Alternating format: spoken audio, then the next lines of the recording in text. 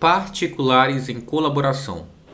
Como esse assunto cai em concursos? Bom, primeiro você precisa entender o que são esses particulares, portanto, uma definição deles. Em termos gerais, os particulares em colaboração, eles são um mecanismo do Estado, para que o poder público possa alcançar seus objetivos por meio da participação indireta de particulares. Indireta, na verdade, ou direta, na realização de atividades. Então, nesse contexto, a gente pode falar assim: são pessoas físicas ou jurídicas que colaboram com o Estado para atividades ou serviços de interesse público. E eu quero que você entenda que esses particulares em colaboração podem ser de vários tipos. Porém, a gente vai citar aqui 4. Primeiro, credenciados. Segundo, delegados. Terceiro, voluntários. E quarto, honoríficos ou designados. Os credenciados exercem essa colaboração de forma autônoma,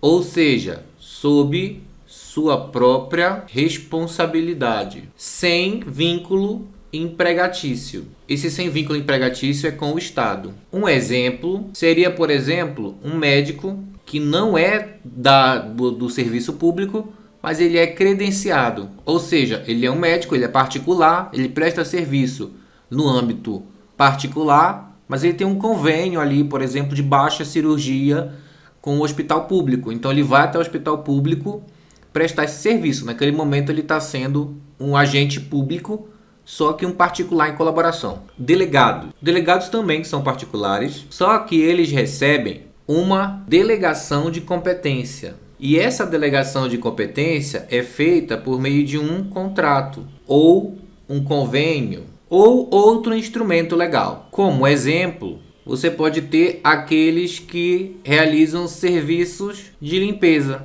terceirizado. Eles têm um contrato com a administração pública e prestam serviços de limpeza nos órgãos públicos. Mas aí, aqui, eu tenho a figura do concessionário, do permissionário e do autorizatário.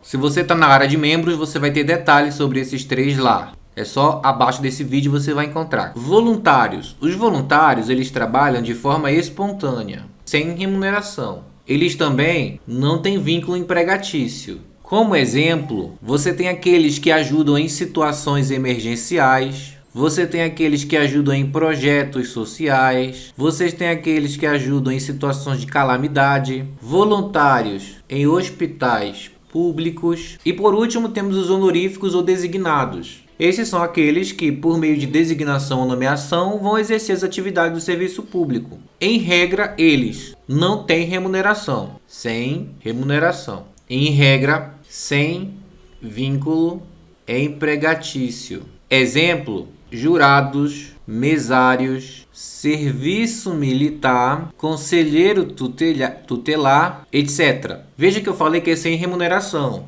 Mas, por exemplo, há exceções, como o serviço militar, porque o soldado tem o soldo que ele recebe, é uma remuneração, e o conselheiro tutelar também tem o seu salário de conselheiro tutelar. Então, embora eles sejam honoríficos ou designados, eles recebem remuneração. Sobre esse assunto, isso é o que mais cai em provas e concursos. Exercícios e textos complementares você encontra no link da descrição ou primeiro comentário.